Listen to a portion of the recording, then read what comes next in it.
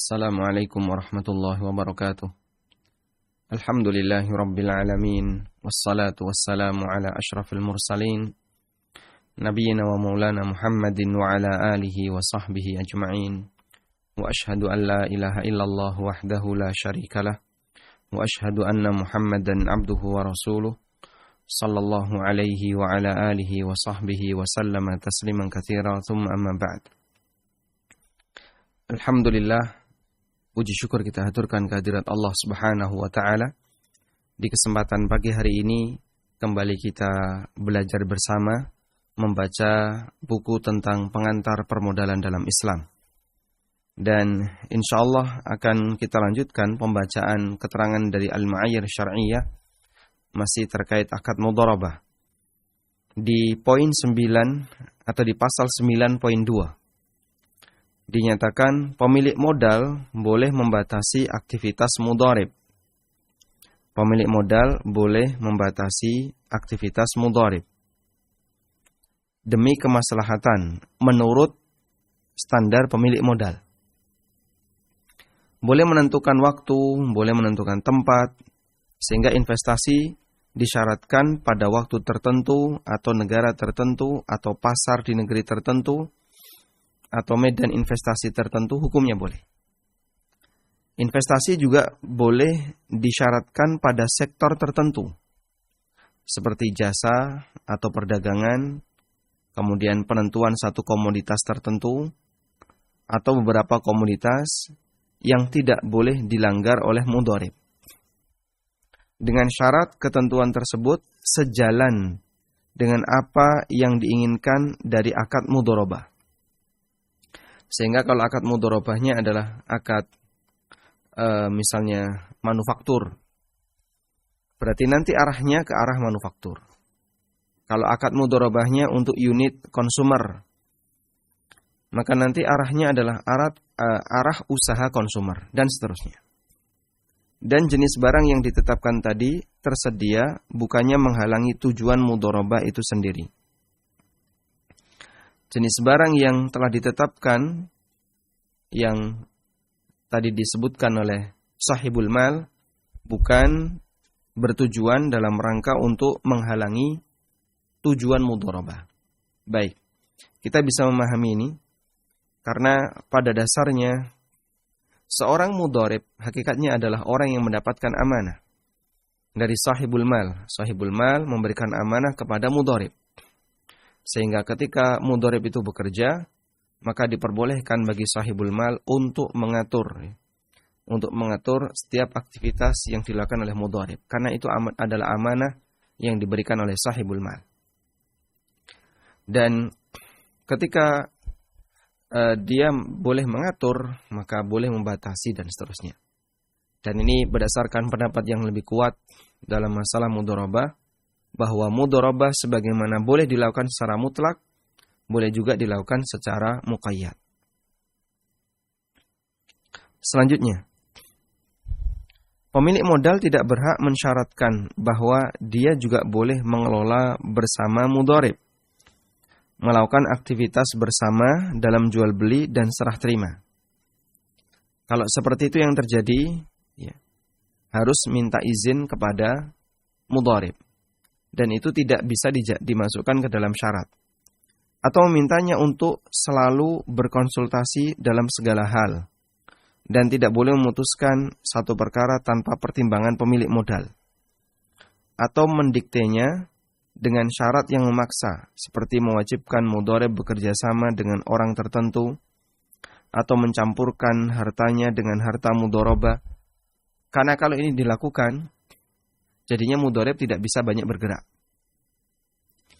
Ini saya kasih modal ya 100 juta.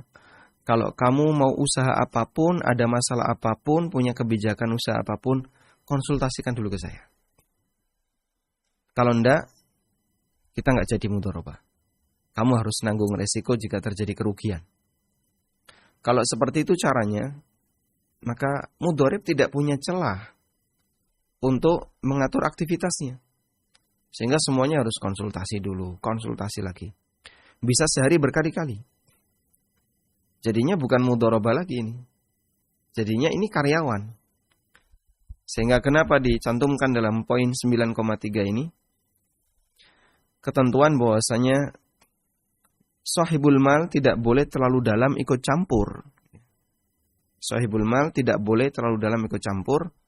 Karena kalau ini dilakukan, maka posisi mudhari'b jadinya karyawan. Posisi mudhari'b jadinya karyawan. Di sini agar mudhari'b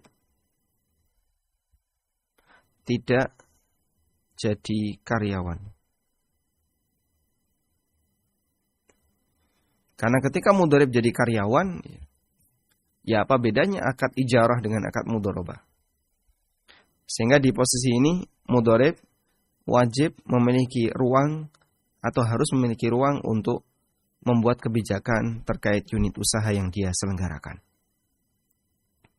Baik, selanjutnya di ayat 9.4. Mudhari'b melakukan sendiri setiap pekerjaan yang biasa dilakukan sendiri oleh para investor dan ia tidak berhak mendapatkan upah atas pekerjaan tersebut. Mudhari'b harus melakukan sendiri pekerjaannya yang itu merupakan pekerjaan yang biasa dilakukan sendiri oleh para investor. Jadi kalau sahibul mal mengerjakan ini sendiri dia bisa. Maka seharusnya mudhari'b mengerjakan itu sendiri dia bisa. Dan dia tidak boleh mendapatkan upah atas pekerjaan itu karena ini bagian dari kewajibannya. Kemudian, ketika itu harus dia kerjakan sendiri, maka dia tidak boleh meng-hire orang lain. Karena nanti jadinya dia nggak bekerja. Seperti misalnya, saya memberikan modal kepada si A. A, saya kasih modal kamu senilai 10 juta. Kamu harus jualan cilok. Akhirnya si A membuat satu outlet cilok. Udah, dia jualan cilok. Apabila di outlet ini A mempekerjakan orang lain, dari mulai awal sampai akhir, berarti A kan tidak bekerja sama sekali. Akhirnya dipasrahkan ke B. B, kamu kerjakan ini, nanti kamu saya gaji. Yang pengadaan gerobak, masak cilok, dan seterusnya. Terus A ngapain? Ya, pokoknya saya sudah nyuruh B. Kayak gitu tidak boleh ya. Jika dia mengupah orang lain untuk melaksanakannya, maka upahnya harus dari hartanya sendiri, bukan dari harta mudharabah yang model tadi.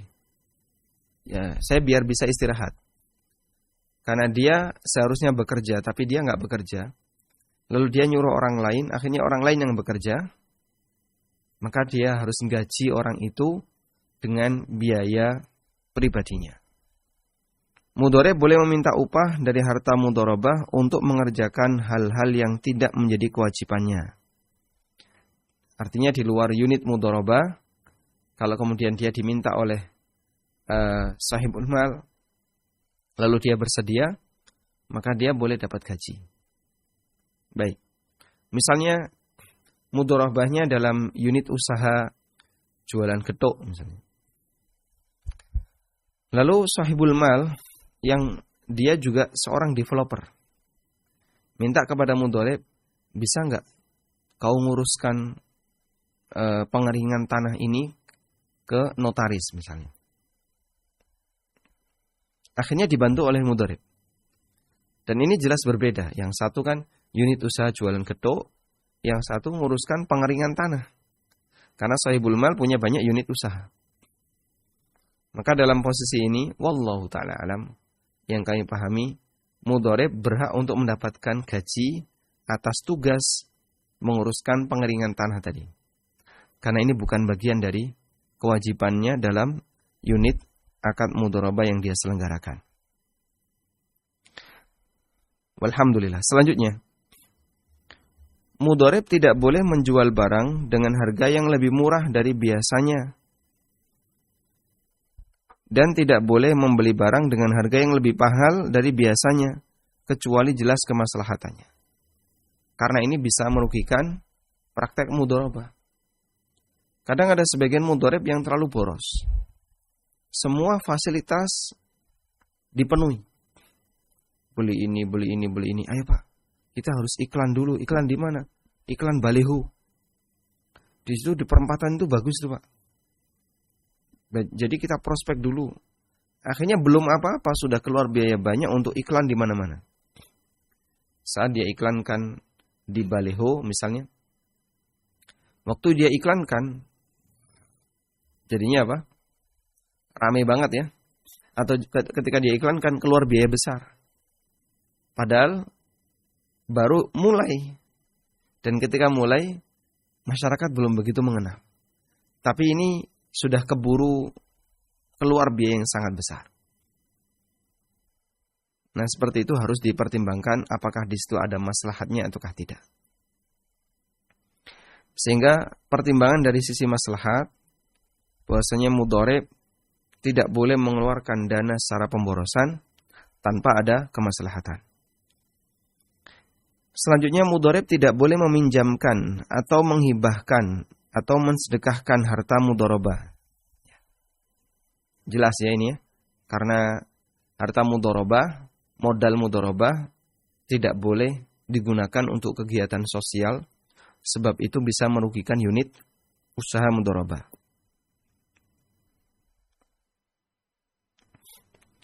Dan tidak boleh juga memutihkan utang pihak lain kecuali atas izin khusus dari pemilik modal. Di sini ada yang kurang ya. Bukan boleh, tidak boleh.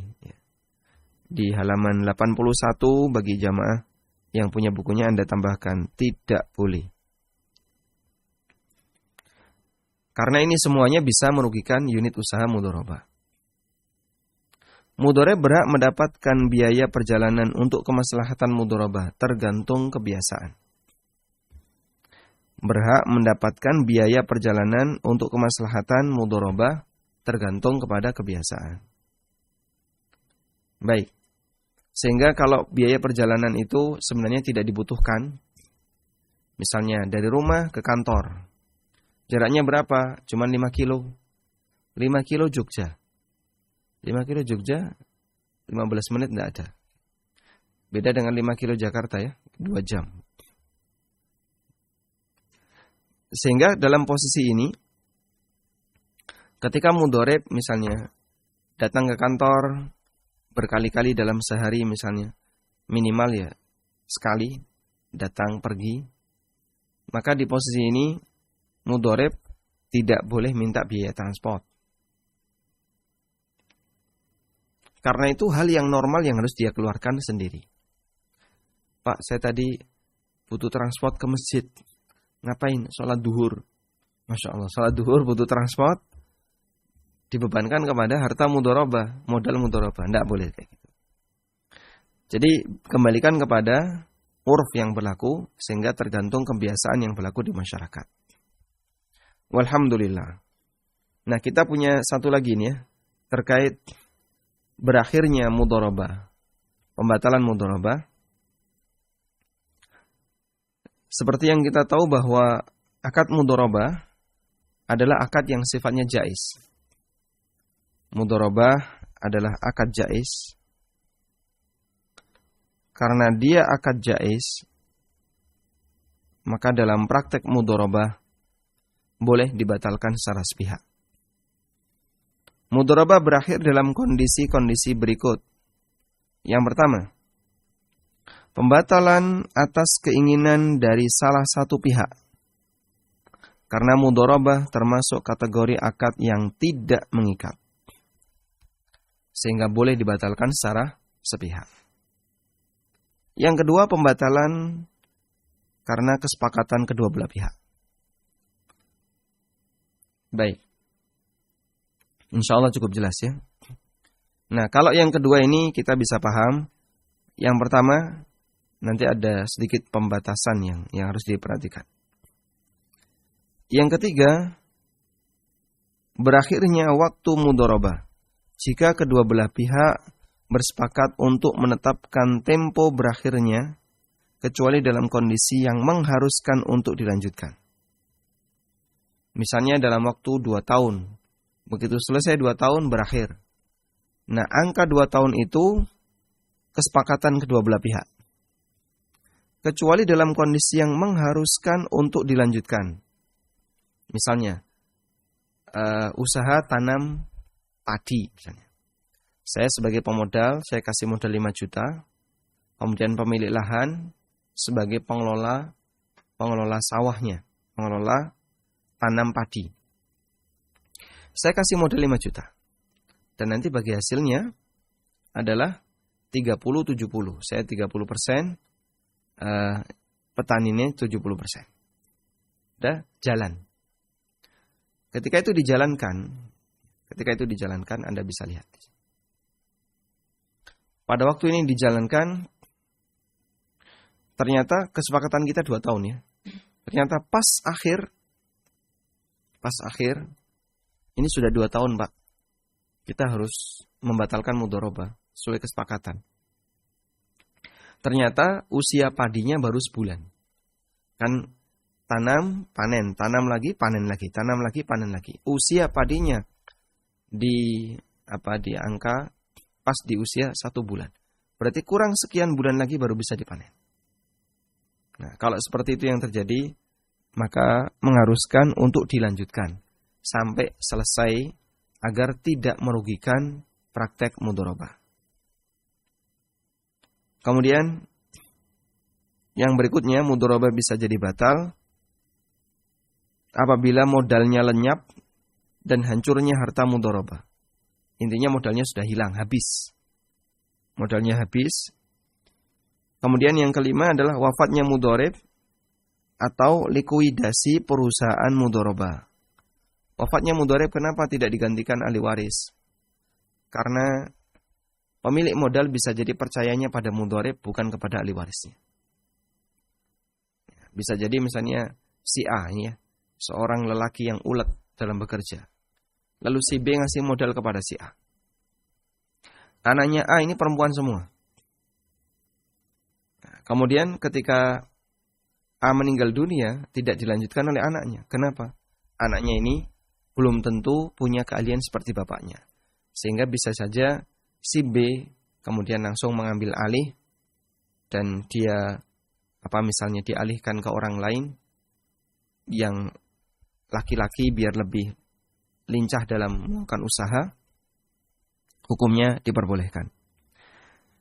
Walhamdulillah, insyaallah juga sudah cukup jelas ya. Selanjutnya, bila mudharabah berakhir dilakukan likuidasi berdasarkan ketentuan, maka ini telah dijelaskan di 8.8. Sehingga likuidasinya bisa menggunakan tamdid hukmi atau tamdid hakiki atau tamdid hukmi. Pencairan secara cash atau pencairan dalam bentuk hukmi, yaitu di appraisal. Walhamdulillahirabbil alamin. Selesai di sini ya.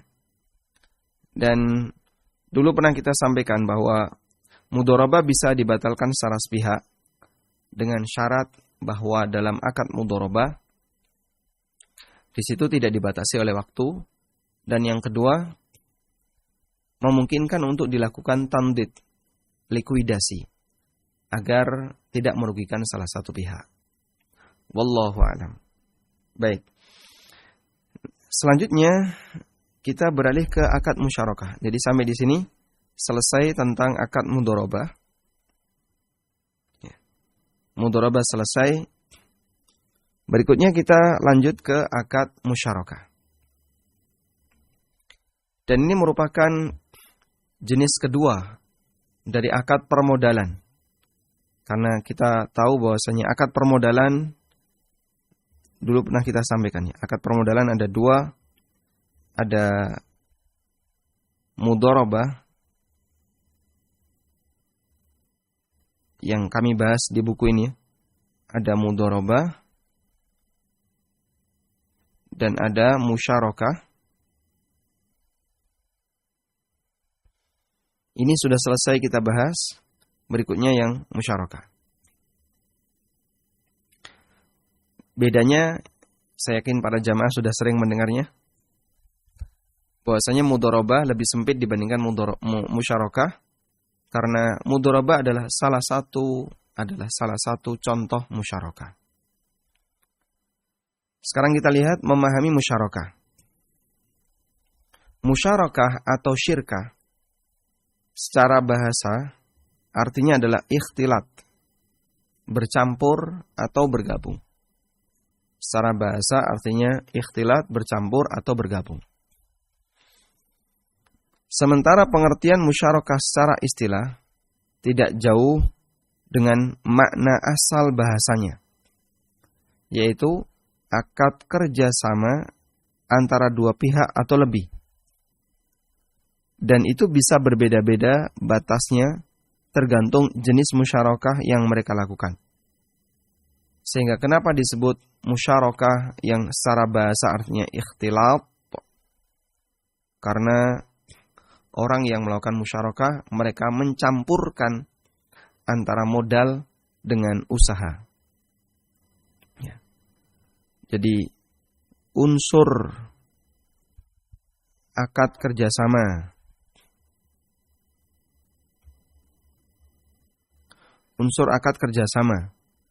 itu kan yang utama ada dua ya, modal dan yang kedua kerja. Unsur akad musyarakah atau kerjasama, termasuk juga mudharabah, adalah dua ini, modal dan kerja. Nah ini dicampur dalam musyarakah. Dalam musyarakah dicampur, sehingga karena dicampur, maka disebut dengan musyarakah yang secara makna bahasa artinya adalah al-ikhtilat. Baik. Salah satu di antara definisi musyarakah yang sering dinukil para ulama adalah definisi musyarakah menurut literatur Hanafiyah. Ini kebalik-balik ya.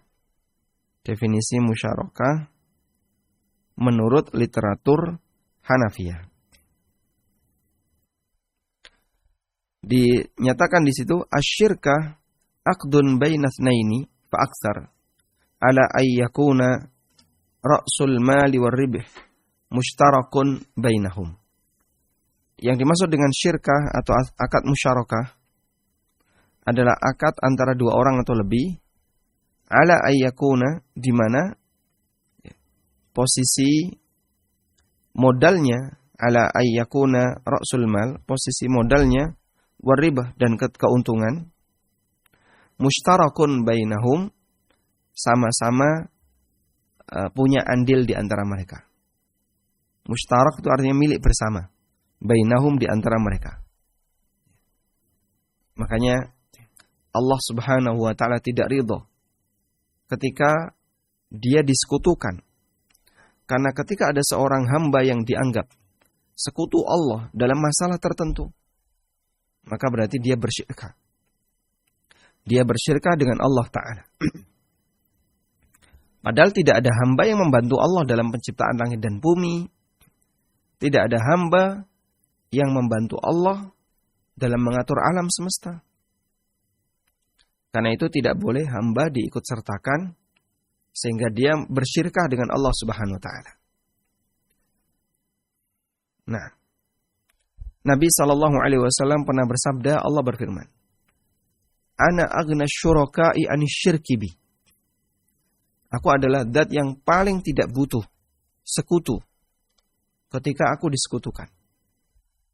Man amila amalan asyraka fihi ma'iyya, barang siapa yang melakukan amal asyraka fihi ma'iyya ahadan, sementara orang itu menyekutukan aku dengan sesuatu apapun, taraktuhu wa syirkah, maka aku tinggalkan amal itu dan aku tinggalkan sekutunya. Sehingga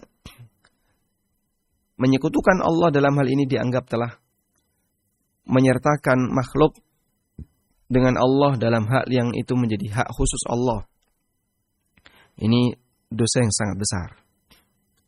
Dan jika kita perhatikan, definisi ini mencakup untuk bentuk syirkainan. Karena kerjasama dua orang atau lebih, masing-masing memberi modal, kemudian mereka bekerja bersama, selanjutnya mereka membagi keuntungan bersama sesuai kesepakatan. Sehingga dalam syirkainan itu boleh beda nilainya. Dalam syirkainan boleh beda nilainya.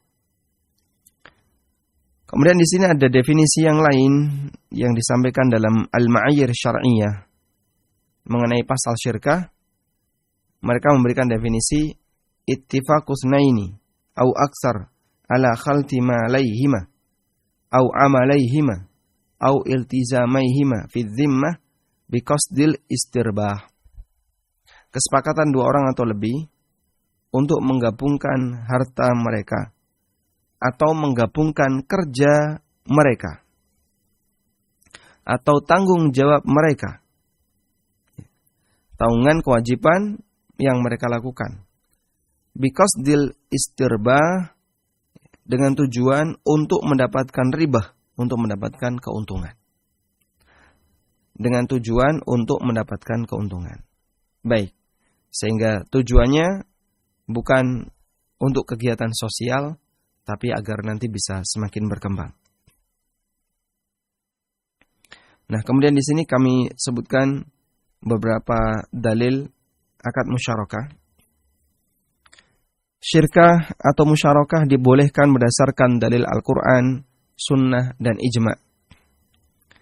Ada istilah seperti ini ya. Perbuatan itu disyariatkan. Perbuatan yang disyariatkan.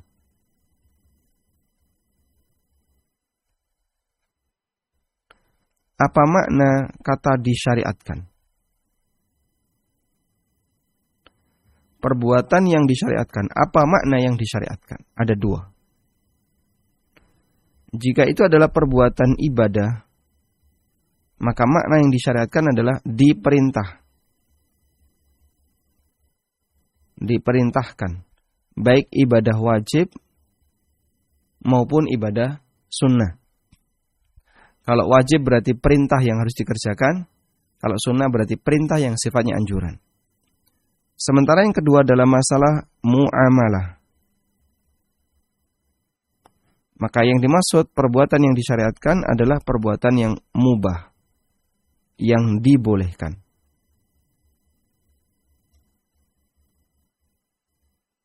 Baik. Semoga bisa dipahami. Makna perbuatan yang disyariatkan dalam muamalah artinya adalah perbuatan yang mubah, yang dibolehkan. Nah, kita lanjutkan.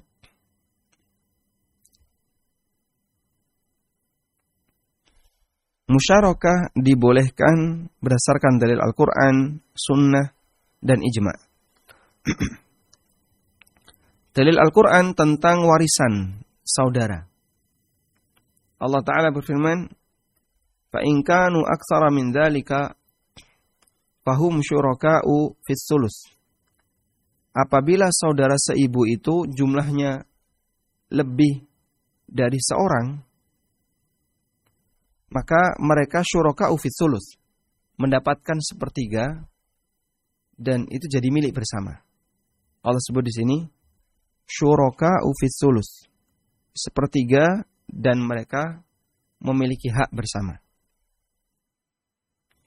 Allah Ta'ala juga berfirman, jadi di sini ketentuan saudara seibu. Kalau saudara seibu sendirian, dia dapat 1/6. Tapi kalau dia lebih dari 1, maka dia dikasih 1/3, dibagi bersama. Sehingga kalau ada 5, ya 1/3 nanti dibagi berlima. Dan aturan saudara seibu, pembagian laki dan perempuan itu sama. Aturan saudara seibu, pembagian laki dan perempuan sama.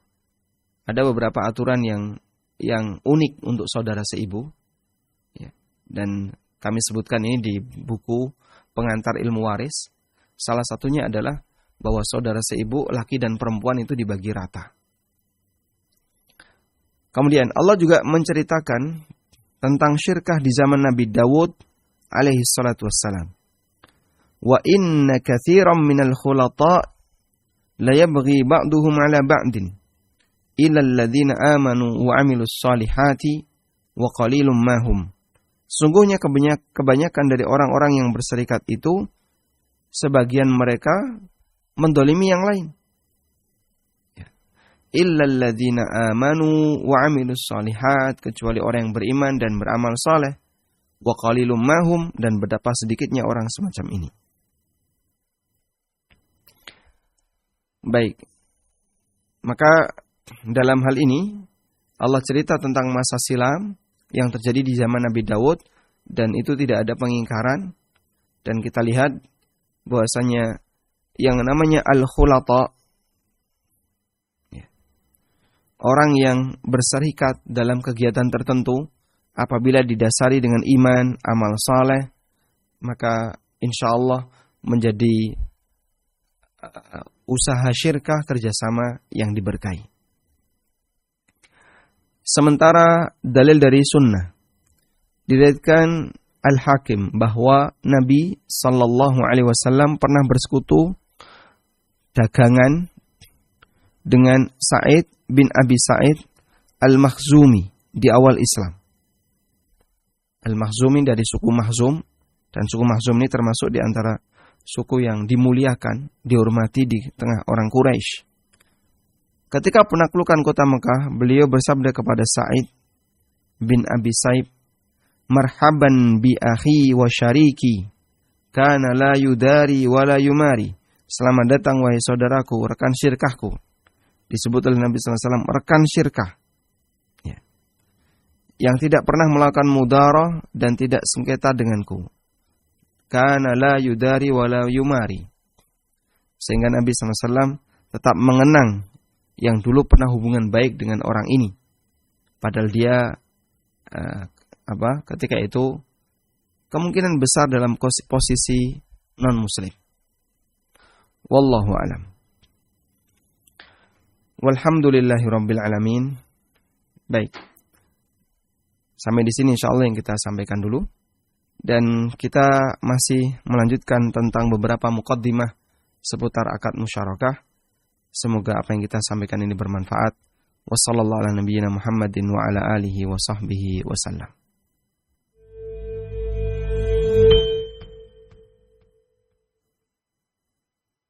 Assalamualaikum. Waalaikumsalam.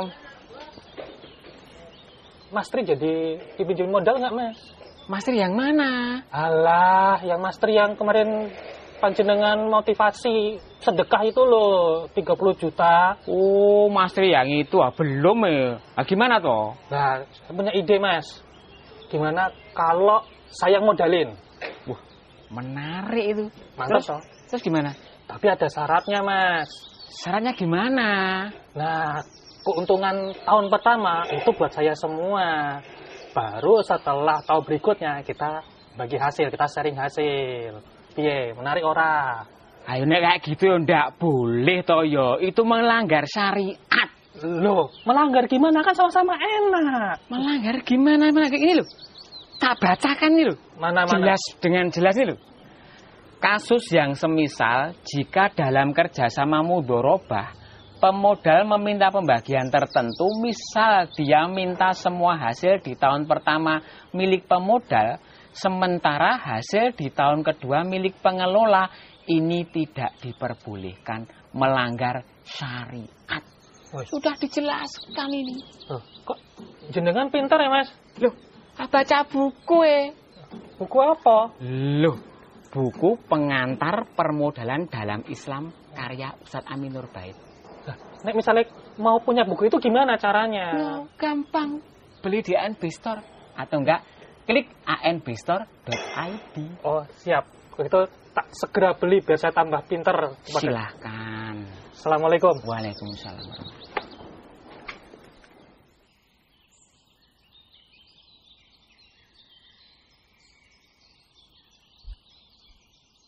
Alhamdulillah. Selanjutnya kami persilahkan bagi Anda yang mau bergabung.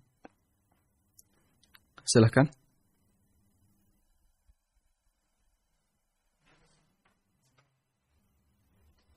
Assalamualaikum Ustaz. Waalaikumsalam warahmatullahi. Izin bertanya. Saya melakukan kerjasama dengan A dalam usaha peternakan. Saya memberikan modal sebesar 10 juta. A menyediakan kandang dan mengelola. Kesepakatan bagi hasil 50-50. Jika pada saat panen hasil yang diterima hanya 8 juta, bagaimana cara bagi ruginya Ustaz? Jazakallah khairan. Baik. Bagaimana cara bagi rugi untuk kasus seperti yang tadi ditanyakan? Kita ulang ya. B memberikan modal kepada A senilai 10 juta.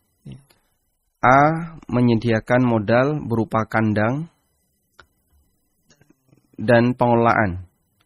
Kemudian bagi hasilnya kesepakatannya adalah 50-50. Ternyata hasilnya saat penjualan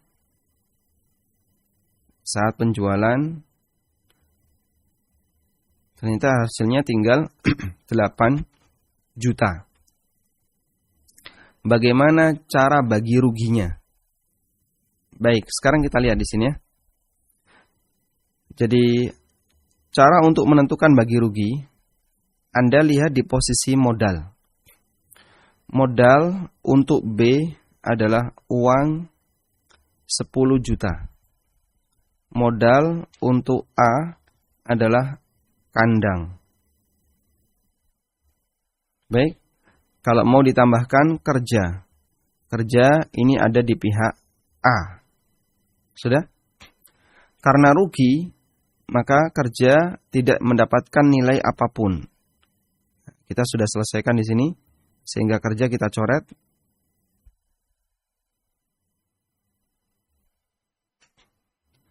Kita coret bagian kerja. Kerja yang dilakukan oleh A tidak ada hasil apapun karena rugi. Sebab nilai penjualan total 8 juta sehingga di situ rugi. Tidak ada hasil karena rugi. Baik. Dan tinggal selanjutnya adalah kita melihat di posisi modal. Kita lihat di posisi modal sekarang. Modal B uang 10 juta, A kandang. Apakah nilai 8 juta dibagi bareng atau bagaimana? Jawabannya adalah kandangnya A ini kan utuh. Ya kalaupun terjadi penyusutan yang itu tidak begitu signifikan, artinya tidak sampai rusak. Maka kandang A karena dia utuh kembali ke A.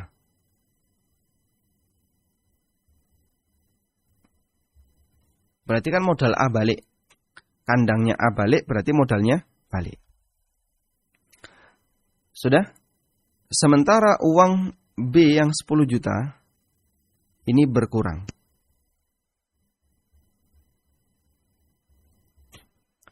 Maka jika ada uang 8 juta,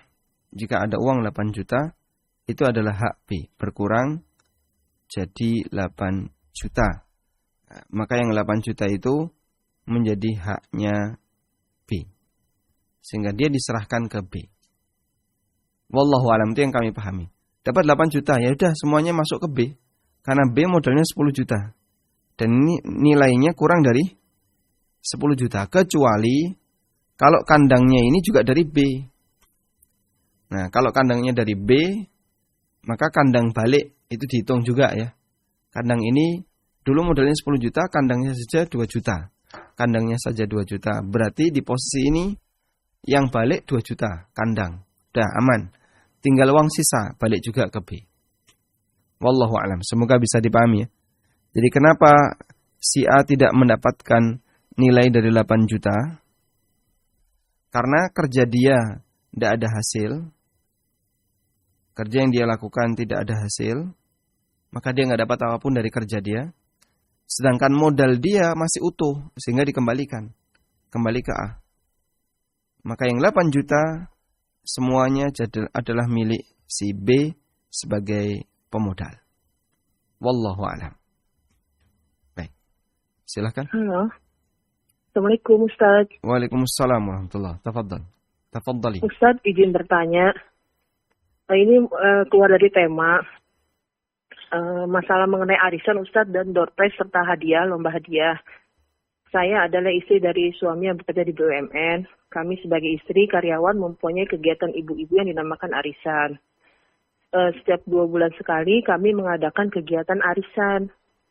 Anggota arisan kami berjumlah 100 orang. Setiap anggota diwajibkan membayar iuran sebesar 300.000 per bulan dengan rincian 200.000 arisan, 35.000 untuk uang kas, 15.000 untuk uang sosial, dan 50.000 untuk uang konsumsi. Uang kas diperuntukkan untuk kegiatan acara arisan, cindera mata yang berangkat haji, pindah bagian ke unit lain atau MPP, dan lain-lain apabila ada keperluan yang mendadak. Uang sosial diperuntukkan untuk takjiah, menengok orang sakit dan melahirkan. Uang konsumsi diperuntukkan untuk konsumsi acara arisan. Karena situasi masih pandemi, kami masih melakukan kegiatan arisan secara online, Ustadz. Yang ingin saya tanyakan, kan setiap 2 bulan sekali acara arisan berbeda-beda, Ustadz. Di bulan pertama acaranya webinar, dan bulan kemudian diacarakan lomba kegiatan, Ustadz. Nah, kalau apabila acara arisannya mengadakan kegiatan lomba, terus kami mengambil hadiah lomba dari uang kas bagi pemenangnya. Apakah diperbolehkan mengambil hadiah untuk pemenang lomba dari uang kas? Misalnya apabila tidak diperbolehkan, gimana solusinya, Ustadz? Aku pertanyaan ada 3, Ustadz. Yang kedua, apabila mengadakan webinar, kami kadang memberikan door prize kepada anggota. Apakah uang door prize boleh diambil dari uang kas? Yang ketiga, karena masih pandemi, uang konsumsi tidak digunakan atau dipakai. Bolehkah hadiah lomba atau door prize diambil dari uang konsumsi, Ustadz? Ini satu lagi, ada kawan menyarankan, apabila kita akan mengadakan door prize, lebih baik setiap bulan untuk mendapatkan door prize diberikan secara adil, Ustadz. Masih begini, kita ada 100 anggota nih, Ustadz. Jadi bulan pertama 25 orang, bulan kedua 2 bulan kemudian 25 orang, hingga sampai total 100 orang. Nah, itu boleh nggak sih, Ustadz, dalam Islam, misalnya door prize-nya bergilir tapi dengan orang yang berbeda? Udah, Ustadz, itu aja pertanyaannya. Terima kasih. Jazakallah khairan. Assalamualaikum warahmatullahi wabarakatuh. Waalaikumsalam warahmatullahi wabarakatuh. Masya Allah. Ini kompleks sekali ini pertanyaannya ya. Baik. Yang pertama ya. Yang kami pahami begini. Jadi setiap dana yang kita sumbangkan untuk orang lain, maka itu sudah keluar dari kepemilikan kita. Kecuali jika di situ ada persyaratan ya. Misalnya saya berikan tapi nanti di akhir tempo tertentu saya akan mendapatkannya. Kalau seperti ini jadinya kayak tabungan yang itu statusnya adalah akad utang atau akad wadiah. Nah, kita fokus di posisi kas dulu ya. Kita fokus di posisi kas. Jadi di posisi kas yang disisihkan senilai 35.000 per bulan, apakah itu sudah pindah hak milik ataukah sifatnya masih milik bersama? Apabila kesepakatan yang dilakukan pada saat orang itu bayar iuran arisan, dia bayar kas digunakan untuk milik bersama, ataukah sudah pindah hak milik, bukan milik bersama?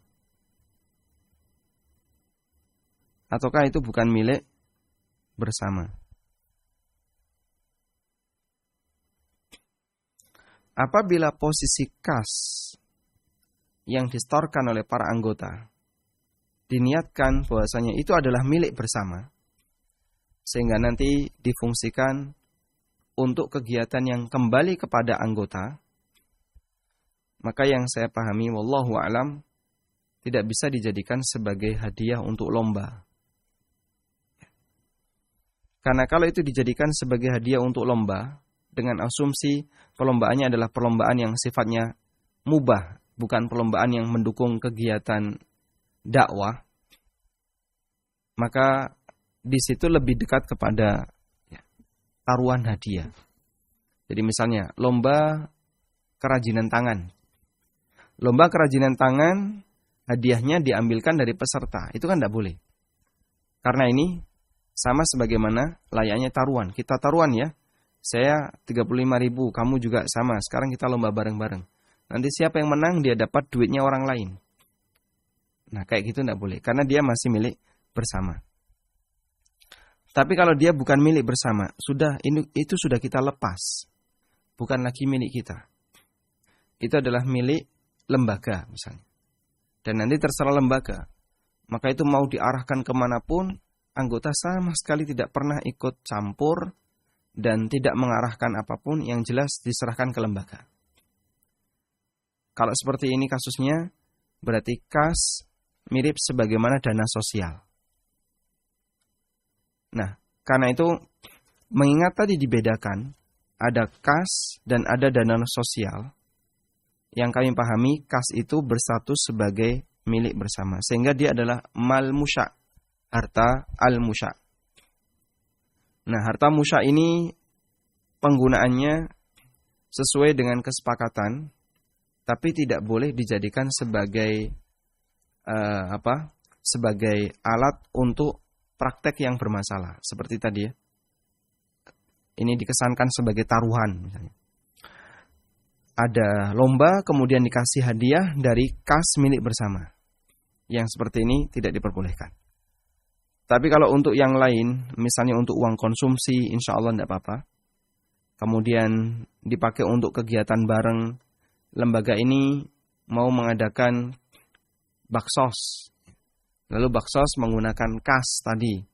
Sehingga para anggota tidak perlu mengeluarkan biaya apapun karena sudah ditutupi oleh kas. Insya Allah tidak apa-apa. Baik. Kemudian boleh nggak dijadikan sebagai door prize? Apabila dijadikan sebagai door prize, wallahu alam, jika door prize itu melalui undian, misalnya, semua anggota nanti akan diundi.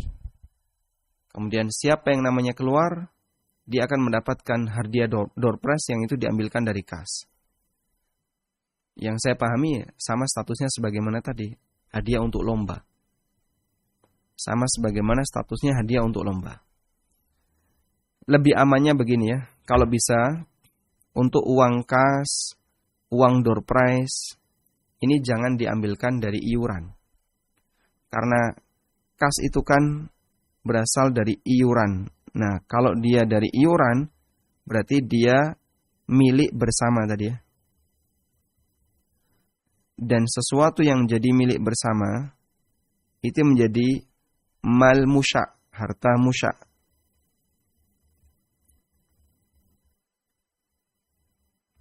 Di mana semuanya punya hak terhadap harta itu. Karena itu sebaiknya tidak dijadikan sebagai door prize maupun hadiah perlombaan. Baik. Bagaimana dengan dijadikan sebagai uang konsum atau digunakan uang konsumsi? Saya tidak tahu masalah ini. Mengingat status uang konsumsi ini sebenarnya adalah ditujukan untuk diberikan kepada tuan rumah yang dia penyelenggara kegiatan itu. Wallahu alam apakah itu boleh atau tidak. Namun kalau saya tidak memberikan rekomendasi apabila itu dijadikan sebagai door prize atau hadiah perlombaan. Wallahu alam. Ini yang bisa saya pahami. Barangkali ada yang belum jelas nanti bisa ditanyakan ke ustadz yang lain. Terutama untuk uang konsumsi.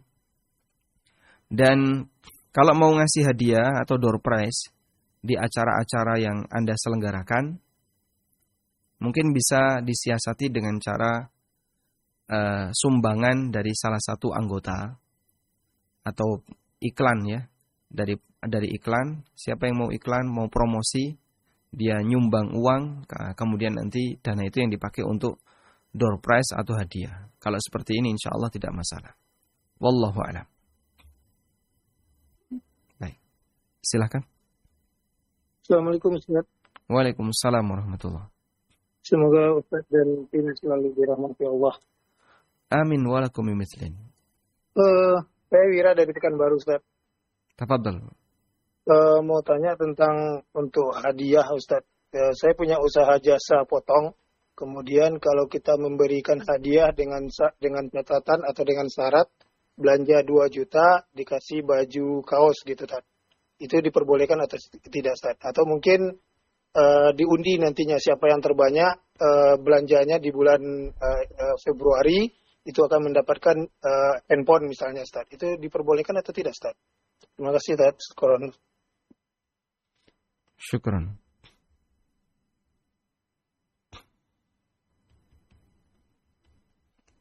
Nah, baik, yang ini statusnya adalah hadiah. Apakah diperbolehkan ada model hadiah seperti ini ya? Belanja 2 juta dapat hadiah langsung berupa kaos.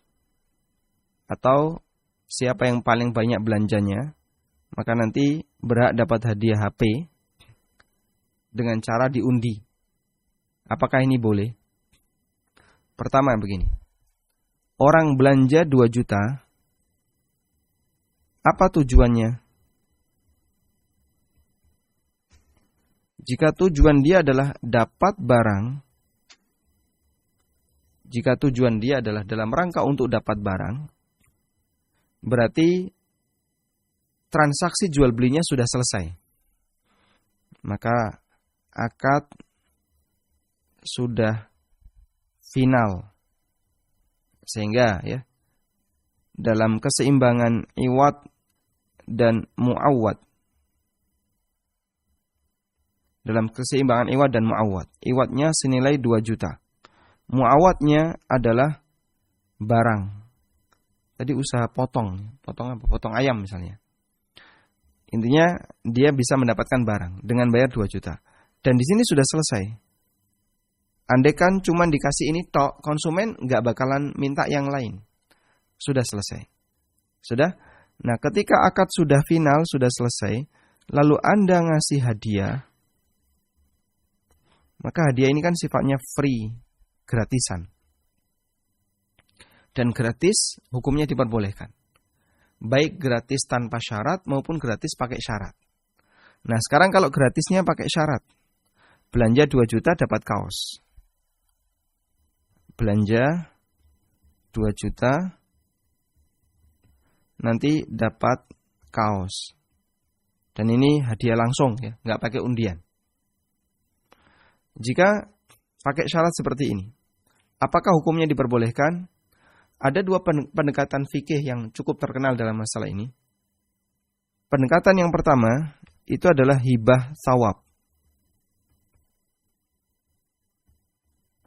Apa itu hibah thawab? Hibah thawab adalah hibah namun pakai hibah yang nanti dibalas dengan yang semisal. Hibah thawab adalah hibah yang dibalas dengan yang semisal. Jadi belanja 2 juta itu kan memberikan keuntungan bagi perusahaan tempat Anda. Kalau kamu belanja 2 juta, berarti memberikan keuntungan ke saya akan kasih hadiah ke kamu senilai berupa kaos ini. Kalau Anda ngasih saya akan ngasih Anda. Model seperti itu disebut dengan hibah thawab. Dan hibah thawab pendapat yang kuat, dan itu pendapat jumhur ulama, hukumnya boleh. Sama seperti tradisi di tempat kita ya. Contoh hibah thawab yang menjadi tradisi di tempat kita. Ada orang ketika hajatan, dia datang bawa amplop. Oleh tuan rumah, di situ kan dicatat. Ya, Pak Imin datang bawa amplop senilai 200.000. Maka nanti kalau Pak Imin punya hajat, saya sebagai tuan rumah harus ngasih amplop yang semisal atau lebih baik daripada yang dikasihkan oleh Pak Imin. Sehingga kalau Pak Imin datang bawa 200.000, maka nanti Pak Imin kalau punya hajat, saya harus ngasih sebanyak 200.000 minimal. Kalau tidak, kurang dari itu, maka saya bertindak dolim. Nah, tradisi seperti ini disebut dengan hibah thawab. Pendekatan yang kedua, bahwa kaos itu bagian dari mu'awwad. Kaos itu adalah bagian dari mu'awwad. Sehingga kalau kita buat keseimbangan iwad dan mu'awwad, Maka iwatnya senilai 2 juta. Muawatnya adalah barang plus kaos. Sehingga 2 juta itu sebenarnya adalah nilai untuk beli barang dan sekaligus beli kaos. Ya. Kalau seperti itu yang terjadi, insya Allah tidak masalah. Sehingga baik dengan pendekatan pertama, yaitu hibat sawah, maupun pendekatan yang kedua, keduanya diperbolehkan.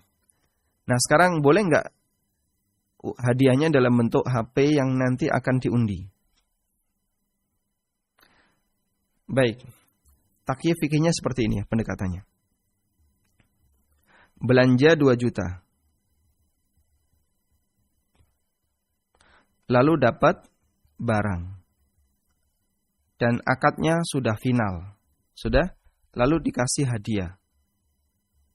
Tapi hadiah ini karena cuma satu. Hadiah ini cuma satu ya. Sementara yang berhak banyak. Ini kan sifatnya free. Tapi cuma satu. Nah, yang berhak banyak. Karena yang belanja di angka 2 juta ke atas, jumlahnya ada banyak. Kalau seperti ini yang dilakukan, berarti ini sifatnya adalah free-nya cuma satu ya, sehingga nanti diundi. Berarti yang terjadi adalah goror gratis. Terjadi goror gratis. Undian itu kan nggak jelas. Nanti yang dapat siapa nggak jelas. Sehingga ada ketidakjelasan, tapi sifatnya gratis. Dan goror yang gratis hukumnya boleh. Goror yang gratis hukumnya boleh. Terus undiannya sendiri boleh nggak Pak? Undiannya boleh. Jadi yang berhak banyak, sementara ketersediaannya cuma satu. Baik. Yang belanja 2 juta ada berapa orang? Ada 10. Berarti A berhak, B berhak, C berhak. Semuanya berhak. Untuk mendapatkan undian, untuk mendapatkan hadiah ini. Nah, masalahnya hadiahnya cuma satu. Kalau satu kan tidak bisa dikasihkan ke semuanya. Ya. Kalau saya buat ketentuan, HP ini akan saya kasihkan kepada konsumen yang paling cakep. Nah, nanti yang nggak cakep, dia marah. Atau konsumen yang paling penurut. Nah, nanti yang nggak penurut dia marah, dia emosi. Tidak bisa seperti itu. Penentuan yang paling gampang dalam goror gratis adalah dilakukan undian. Dalam goror gratis bisa dilakukan undian. Ini berdasarkan satu kaidah. Tusta'malul qur'ah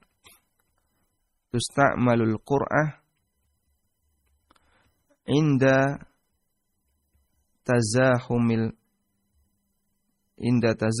hukuk. Digunakan al-qur'ah undian ketika ada benturan banyak hak. Digunakan al-qur'ah ketika ada benturan banyak hak. Si A berhak, si B berhak, si C berhak. Karena ada banyak hak, maka siapa yang lebih berhak tidak ada yang bisa menentukan. Maka qur'ah ini dilakukan dalam rangka untuk menentukan yang lebih berhak. Karena kemenangan qur'ah, hasil dari qur'ah, misalnya si A yang dapat, yaitu murni takdir dari Allah. Manusia tidak punya peran sama sekali di situ selain hanya dia ngocok undian. Keluar A, ya sudah. Memang sudah jadi rezekinya si A. Yang lain tidak boleh protes. Wallahu a'lam. Baik, demikian yang bisa kita bahas. Semoga bisa dipahami terkait masalah hadiah. Dan yang paling mendasar tentang masalah ini adalah Anda pelajari tentang hukum goror. Insya Allah ketika Anda paham tentang goror, nanti Anda bisa memahami kasus-kasus terkait masalah hadiah. Kenapa hadiah di sini boleh, yang ini tidak boleh? Itu dipahami dalam kajian seputar masalah goror.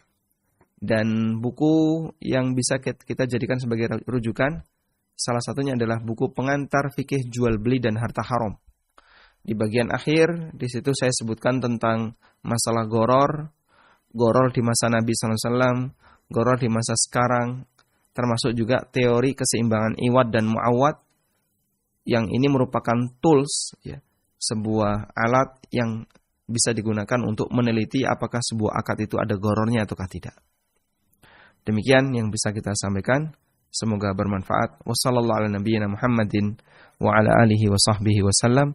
Wa akhiru da'wana anil hamdulillahi rabbil alamin. Wassalamualaikum warahmatullahi wabarakatuh.